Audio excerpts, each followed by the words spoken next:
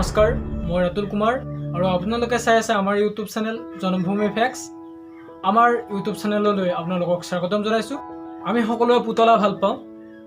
এতিয়া মই যদি আপোনালোকক কওঁ এটা পুতলাই নিজে লিখিব পাৰে, নিজে লৰচৰ কৰিব পাৰে, তেতিয়া আপোনালোকে সেই কথাটো বিশ্বাস কৰিবনে? নিশ্চয় সেই কথাটো আপোনালোকে বিশ্বাস কৰি ল'ব নোৱাৰে। কিন্তু আপোনালোকক আজি মই এটা পুতলাৰ কাহিনী ক'ম, যিটো কাহিনীত নেকি পুতলাটোৱে নিজে লৰচৰ কৰিছিল আৰু নিজে লিখিবও পাৰিছিল।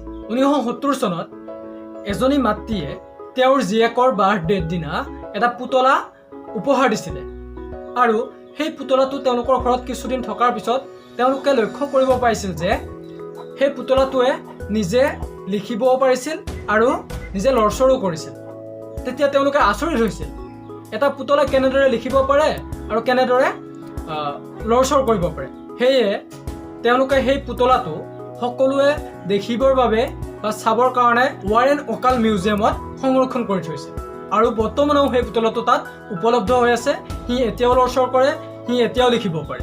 আৰু এই কথাটো সঁচাকৈ আচৰিত নহয়নে? এটা পুতলাই লিখিব পাৰে, লৰচৰ কৰিব পাৰে। আপোনালোক সকলোৱে ব্ৰিটিছৰ চতুৰালিৰ কথা জানিছিল আৰু আজি আমি এই ভিডিঅ'টোৰ যোগেদি ব্ৰিটিছৰ এটা সাংঘাতিক চতুৰালিৰ কথা আপোনালোকক জনাম। আপোনালোক সকলোৱে জানে যে আগৰ দিনত আমাৰ ভাৰতীয় মানুহবিলাকে এঙাৰেৰে দাঁত ব্ৰাছ কৰিছিল আৰু বৰ্তমানেও কোনো কোনো ঠাইত কিছুমান মানুহে দাঁত ব্ৰাছ কৰা দেখা যায় এঙাৰেৰে।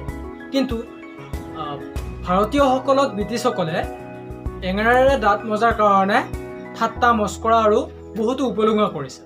এতিয়া মূল কথাটো হ'ল তেওঁলোকে তেওঁলোকৰ টুথপেষ্ট মাৰ্কেটিং কৰিবৰ কাৰণে আমাৰ এঙাৰবোৰ বেয়া বুলি কৈ তেওঁলোকৰ টুথপেষ্টবোৰ এডভাৰটাইজ কৰি ফুৰিছিল আৰু তেওঁলোকে কৈছিল যে এঙাৰবোৰ স্বাস্থ্যৰ কাৰণে হানিকাৰক।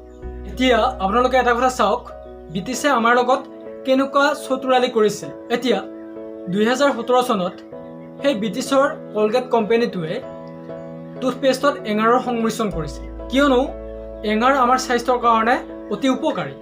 আৰু আপোনালোকে চাওকচোন কিমান ডাঙৰ এটা চতুৰালি ব্ৰিটিছসকলে সেই সময়তে আমাৰ লগত কৰিছিলে। আৰু সেই সময়ত কিন্তু আমাৰ ভাৰতীয়সকলে একোকেই গম নাপালে। ব্ৰুচ লীৰ নাম আমি সকলোৱে শুনিছোঁ। তেওঁ এজন এক্টৰ আছিল আৰু তেওঁ কিছুমান মুভছৰ কাৰণে বেছি বিখ্যাত হৈ পৰিছিল। এতিয়া মূল কথাটো হ'ল, যেতিয়া ব্ৰুচ লীয়ে এখন চিনেমাত শ্বট লৈ থাকে, মুভছ লয়, সেই সময়ত তেওঁৰ মুভছবিলাক ইমানেই ফাষ্ট হয় যে কেমেৰায়ো ধৰিব নোৱাৰে। আৰু তেতিয়া সেই শ্বটবিলাক এডিটিঙৰ সময়ত কিছু শ্ল' মোশ্যন কৰি দিয়া হয়, যাতে দৰ্শকে সেইখিনি বস্তু ভালদৰে আয়ত্ব কৰিব পাৰে। যদি তেওঁ মুভছবিলাক কৰাৰ দৰে আমাক দিলেহেঁতেন তেতিয়াহ'লে আমি একো ধৰিবই নোৱাৰিলোহেঁতেন। বন্ধুসকল, আজিৰ এই ভিডিঅ'টোৰ যোগেদি আমি কিছুমান আচৰিত তথ্য আপোনালোকলৈ আগবঢ়ালোঁ। যদি আপোনালোকে আমাৰ এই ভিডিঅ'টো ভাল পাইছে তেনেহ'লে লাইক কৰক।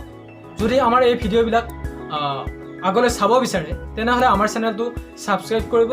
সৰহসংখ্যক সকলোকে ধন্যবাদ জনাই আজি ভিডিঅ'টো সামৰিছোঁ। ধন্যবাদ। জয় আয়ক।